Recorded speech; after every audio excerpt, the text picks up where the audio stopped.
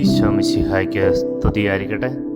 വിശുദ്ധ യോഹന്നാന്റെ സുവിശേഷം 16-ാം അധ്യായം 13-ാം തിരുവചനം.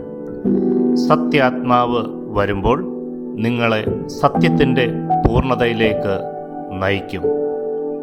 ഒരു വ്യക്തിപരമായി സത്യത്തിൻ്റെ പൂർണ്ണതയിലേക്ക് നയിക്കപ്പെടുന്നത് സത്യാത്മാവ്, പരിശുദ്ധാത്മാവ് നിറഞ്ഞു കഴിയുമ്പോഴാണ്.